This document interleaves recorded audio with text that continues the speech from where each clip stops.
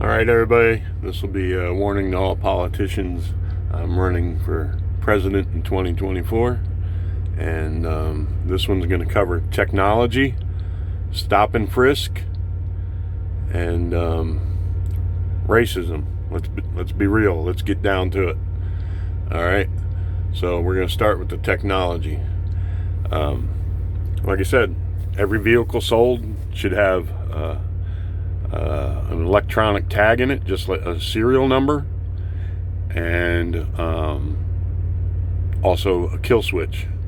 We're talking about saving lives stuff and putting an end to racial profiling and stuff. So, all right, so suppose there's a crime, armed robbery, an officer shot, something like this. The APB goes out, black male in a silver Toyota. So instead of every cop out there looking for a black guy in a silver Toyota, you know, and maybe have the mistaken pulling the wrong guy over, you know, you're driving home from grandma's house. Next thing you know, you're being pulled over. Cop's got his hand on his gun. He's coming to the car. More cops show up. They do a felony stop, whatever. You don't know what's going on. You got all this stuff in your head that the only reason they're pulling you over is driving while black and all this stuff. You're not the right guy. So to save time and all the finding, you know, pulling the wrong people over and stuff and everything, every vehicle has a tag in it.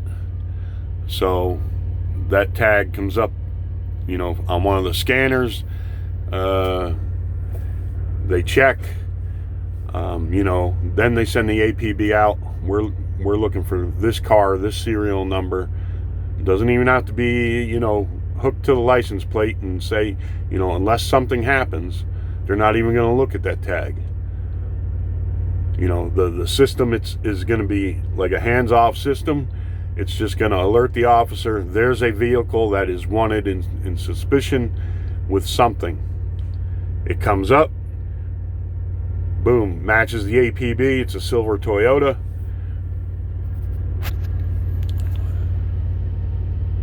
More chance of they're pulling the right person over, and you know, getting the person that they're looking for. And if he tries to run, they got the kill switch, kill the engine, and they got the guy. No needless deaths from high pursuit chases, anything like that. Less chance of having the wrong guy and having these claims of being racially profiled. All these things. And we already got, you know, technology. You got all the toll things and stuff like that can read stuff at, you know, no problem. We have in the trucks, we have the you know, when we go by the weigh stations, most have the pre-pass, which, you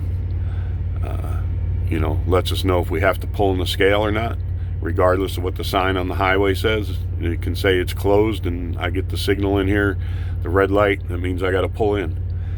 So we have the technology. Just put these scanners up. All new cars will have to have this, everything's got a serial number on it anyway. This will just be the serial number of the car. You know, and if something happens, there's a crime somewhere or something like that, they check the scanner in the area. They see what cars were there. If they're looking for a car, they see, you know, what identifying thing is. That goes out to all the cruisers. Like I said, I want KIT. I want the next generation police car. It goes out to all the cruisers. That car goes in an area. And since you got these scanners all over, they ain't gonna have to be driving. You know, it all has to do is pass a scanner. Pass a scanner and send a signal to the officers, to the cop cars. Sends that signal. They know where to go and look.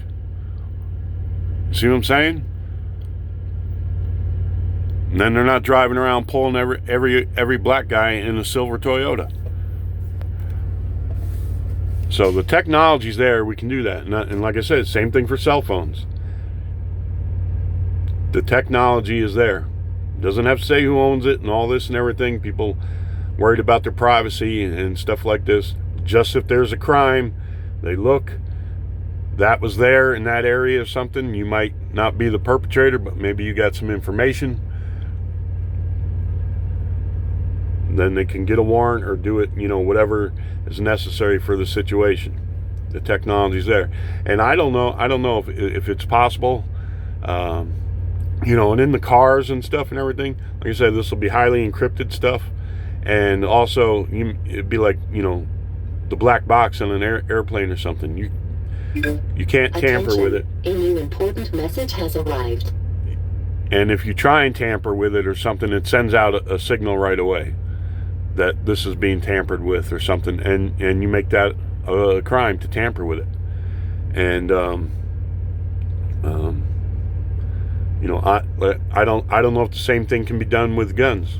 Like I said, we have rights and we have a constitution and stuff, but sometimes we can amend that constitution or temporarily,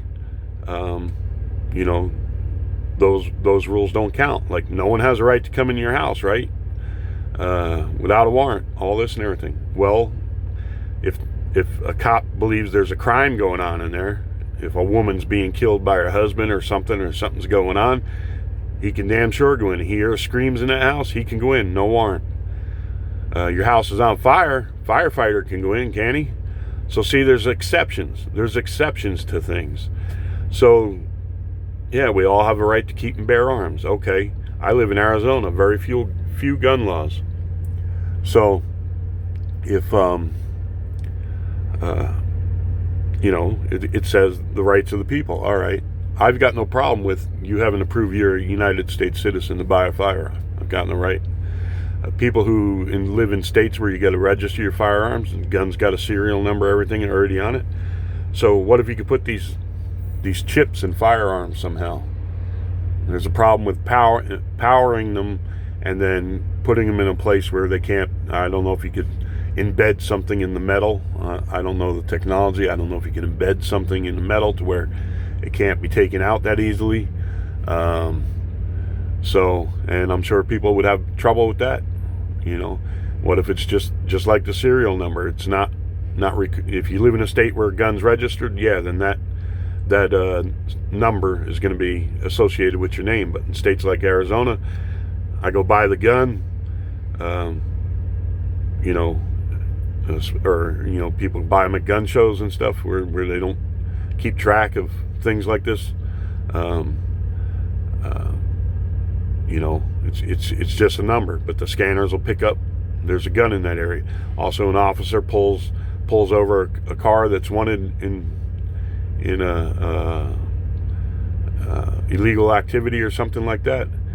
Boom, the thing goes off. Hey, there's a gun in that car. He knows in advance there's a firearm in that car. So I know a lot of people will take exception with that. I would have no problem with it. I would have no problem with a chip in a firearm and all guns being made, manufactured, sold here. I know a lot of people will. Just like when a Border Patrol officer asks them if they're United States citizens. You can look at all those videos on there. And people, talking about the Constitution. Well, there is a problem. And part of the solution to that problem was putting border check stations, trying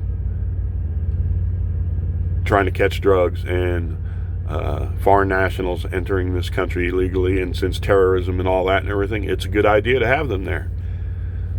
I don't have no problem them asking me now that they have all the drug dogs out there. I got no problem pulling past them, having the officer ask me a question. And even when they ask if I'm traveling alone, I say yeah. And they say, can I look in your sleeper? I got no problem. They climb up on my door, look back there, no problem. They're trying to do a job. That's all. Police departments are just trying to do a job. There's a high crime area, okay.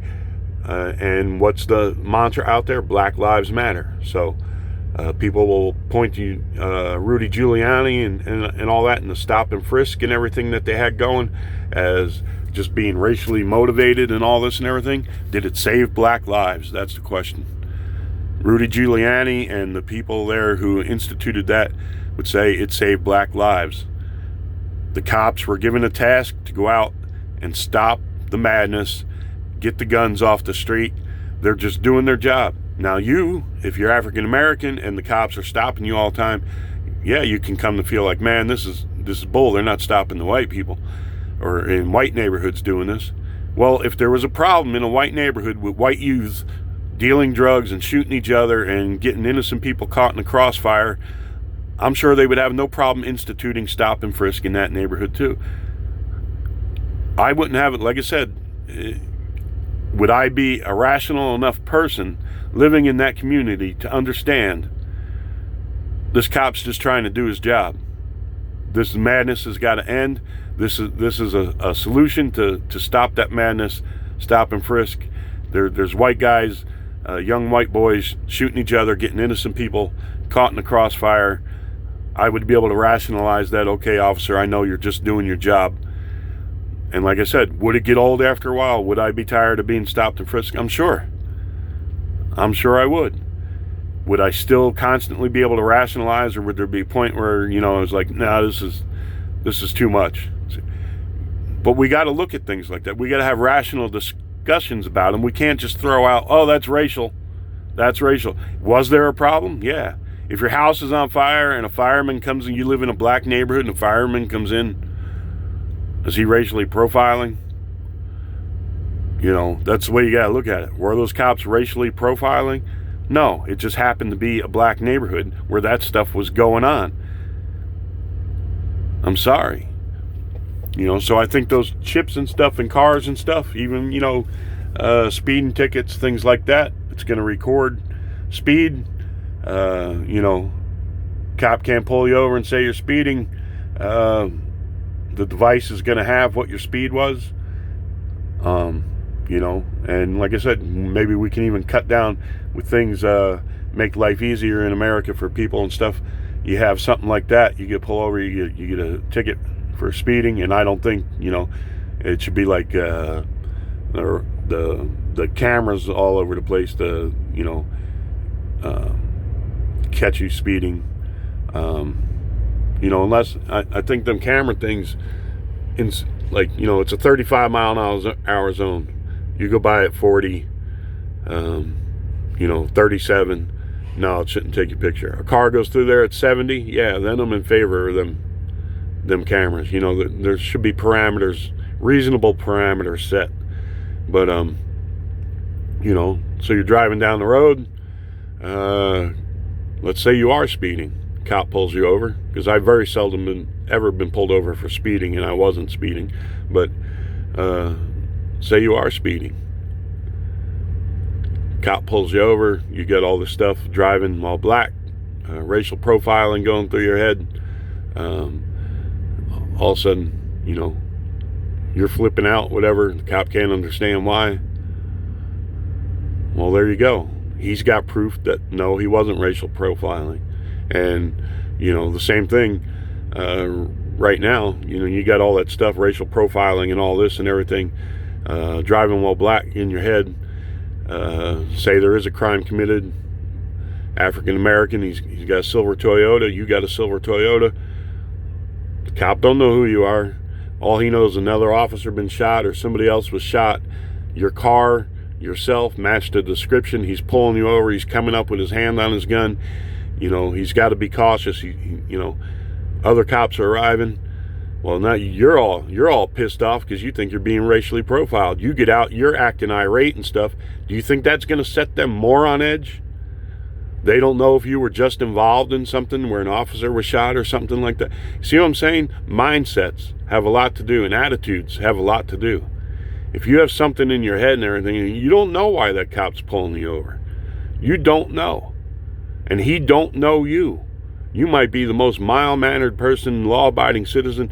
He doesn't know that. All he knows is there was a silver Toyota and an African-American male involved in a shooting or something. He's going up to that car. He's using caution.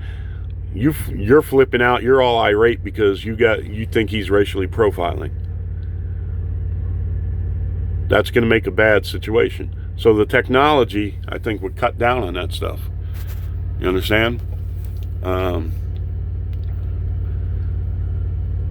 I think it's a good idea. We can make it harder for criminals, you know. And so then the other thing we have to talk about is the mindset of people, their perceptions. You know, let's look at race. We're having talks about racism and everything. All right. The double standard. I brought up the Knoxville 5 before. If that had happened, 5 white guys done that to a young black couple, automatically would be deemed racist, automatically outrage.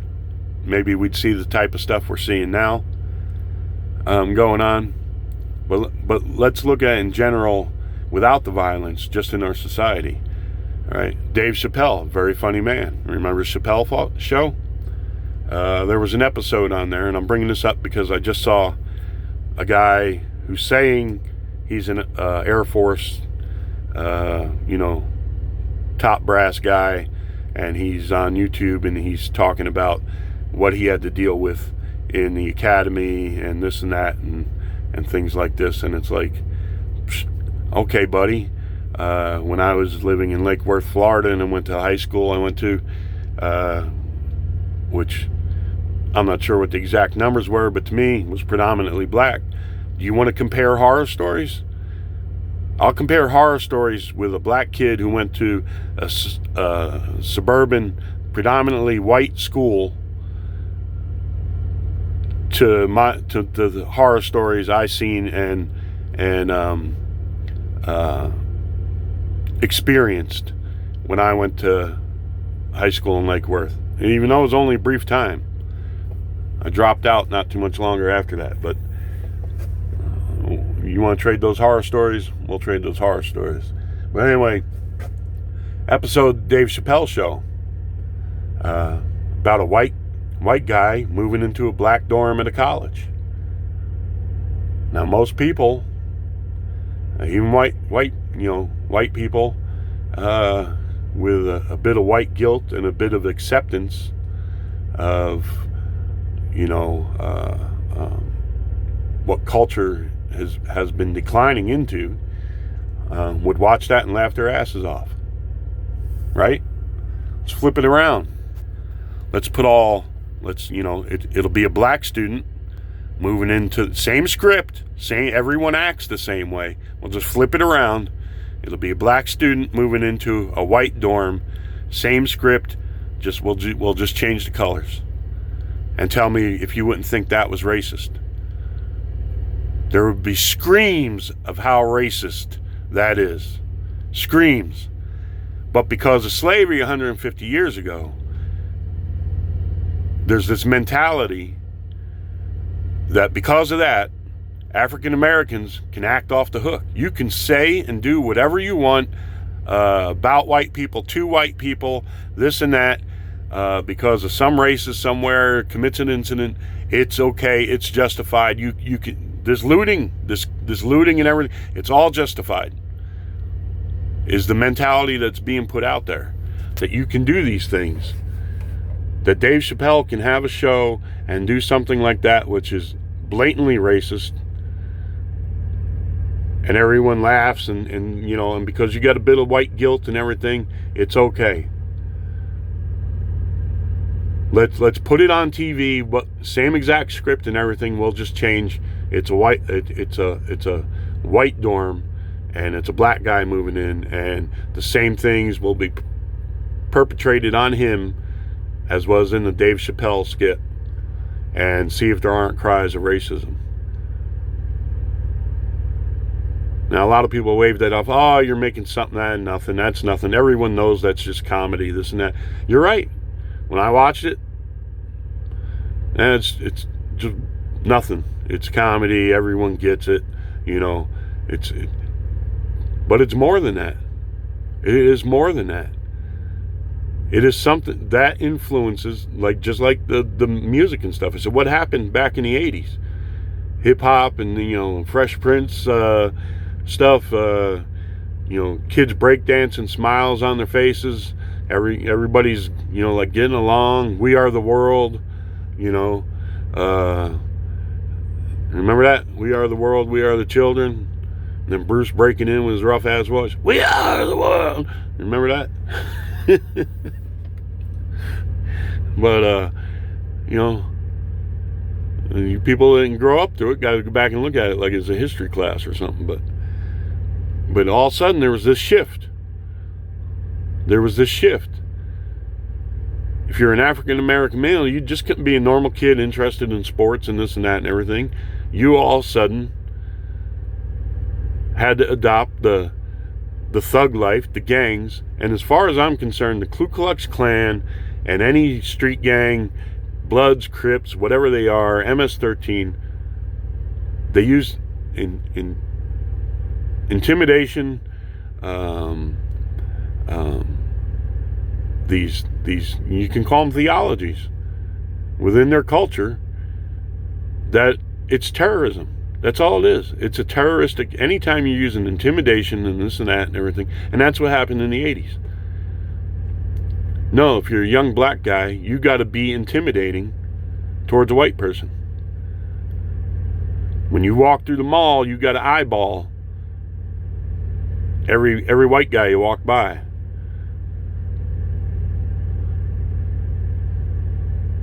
Don't tell me that don't exist in the black community, because you can go look at the knockout game and all kinds of stuff. Look at the lyrics and music.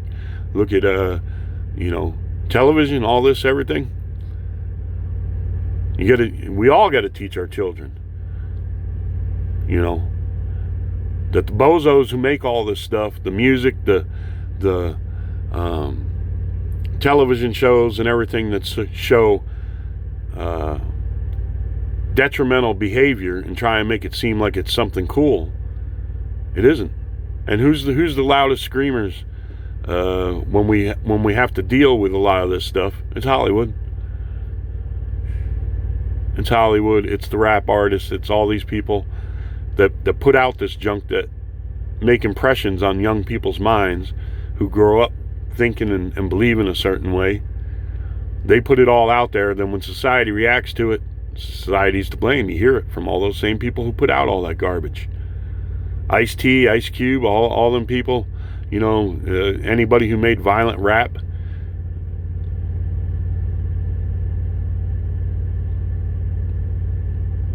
Put out all these videos about busting a cap in each other and calling each other the N-word and all this and everything. What makes you different than the KKK?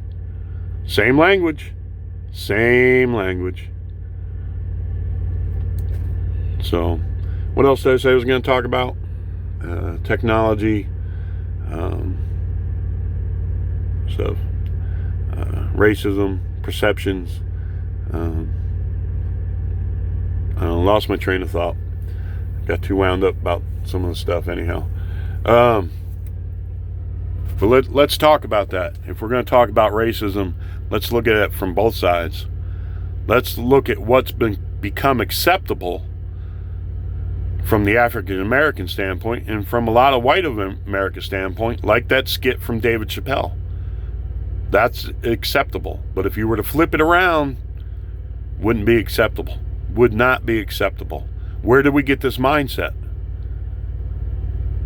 I'm sorry, you want equality, you want to have talks about racism and stuff, you can't wave it off. You can't blow it off and say, oh man, what are you talking about? That ain't even close to what it's got to be in the conversation.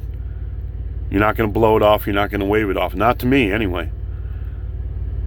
You might have a lot of other people out there, still with that mindset. That's nothing. It's okay. It's not okay. It's making impressions on people's minds on what acceptable behavior is for one group and not okay for another group. So that's like with stop and frisk. A lot of white people, that was a good thing to do. That was a good thing, you got crime, you got to go fight the crime, you got to do it and stuff. I'm asking, if it was your neighborhood and you're a white guy, would it still be acceptable?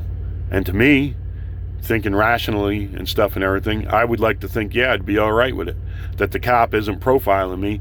The cops are trying to do a job and get guns off the street and keep people from killing each other. So if that's the idea, if saving lives is the idea, and now the mantra is Black Lives Matter, then Giuliani and those people that did stop and frisk should be heroes in your book.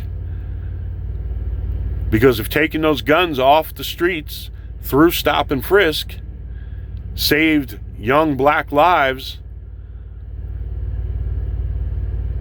then what's your problem with it? That's your whole mantra right now. Or is it black lives only matter to you when there's a police involved killing? You don't care if another African American kills another African American. And those are the conversations we have to have about racism and about policing and stuff like this, and the Constitution. Are there times we have a court system? That's why we have checks and balances. There are times, whether through amendment, the Constitution needs to be changed, or there are times, civil unrest, hey, there are things, provisions, civil unrest, you can send in the National Guard, you can send in the Army. There are times when law enforcement can enter your house without a warrant. There are times, you can be told you have to evacuate. You have to leave.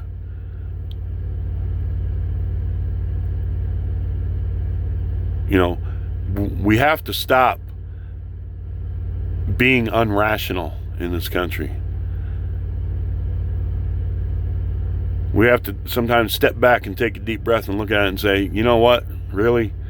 Say you live in a white neighborhood, there's a bunch of white meth head, neo-Nazi skinheads dealing dope and shooting at each other and catching innocent people in the crossfire.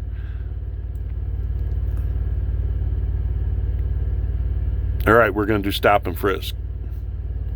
And mostly it's going to be you skinheads, or you guys with the swastika tattoos that are going to be stopped and frisked. Oh, that's profiling. Well, I'm sorry, you fit the description of the people that are doing it. We got to stop this lunacy where people can get on TV and on YouTube and sprout all this stuff, and no one questions and says, wait a minute. It's like I said, there's this Air Force guy on YouTube talking about, the difficulties he had in the academy and this and that. It was predominantly white and all this. And so, you want to trade horror stories? We'll trade horror stories. But the other thing is that he says he is. I don't know if he is. Oh, why? Because he's black? No, because there's a thing out there. If you don't know this, there's a thing that started, back when the veterans were coming back and thank a veteran and all this. There are people who out there will impersonate U.S. military personnel. All right? And there's videos on there of people busting them at it. Doing it. So that's why I'm saying if this guy was an Air Force, uppity up like he says he was and everything, and if he isn't, his mental health needs to be checked. Or he needs to be checked, is he doing this on purpose to mislead people on purpose and create hatred? He needs to be looked at it for that. And then there was a thing on YouTube about a discussion with The Five on Fox. I don't know if you ever watched that, about whether cops should be sent to domestic violence or calls and this and that, or where there might be a mental patient. And they're all like, some of them are like, you got to send a social worker to that and this and that. And then if there's violence, then you send the cop with the gun. Really? So we send the social worker and we wait for the psychopath to kill the social worker, and then we send the cop with the gun. That makes sense. That really, really makes sense. Are you people thinking? Are you thinking at all? Let's send the cop with the social worker if you want to do that or whatever. And like I said before, I don't about crime and stuff and everything like this, and people getting their act together. You can watch Cops in any program like that where they answer these domestic calls. It's the same people. They got to keep going back. These people can't get their crap together. They drink, they have fights and all this. Somebody smacks somebody or something. The cops got to spend their time and our tax dollars going out to handle some jack-off that can't get his crap together, whether he's white or black. Gets drunk, beating his old lady, or she can be the perp. She can be the one, doesn't matter, white or black. They get drunk, they have a fight, she beats the shit out of him. Cops got to go out and deal with it every single weekend. Every weekend. I got no problem if after a while one of the cops says, you know what? I told you last week if I had to come out here again, I was going to kick the living shit out of you. And he does it. I got no problem with that. Like I said, I'm tired. I am tired of worrying about and crying about people who cannot get their shit together in a country where if all you do is that and function and work and stuff, it's the land of opportunity. Still the land of opportunity. You have a great chance of being a success, of living a good life. And I think, like I said, my campaign is we're going to do things to make it even easier and more attractive to live a good life, and we're going to make it more difficult for criminals to function in this country. And then whether you agree with it or not, we'll decide 2 or 3 strikes out, and for which crimes, that's it. Pick your poison, buddy, gas or electric, we're done. We're not going to house you, clothe you, feed you, give you free medical, dental, and all this. We have school children who need school lunches. We have other problems. We're not dealing with you for the rest of our lives. Sorry. So, wish you all the best out there. Adios. God bless.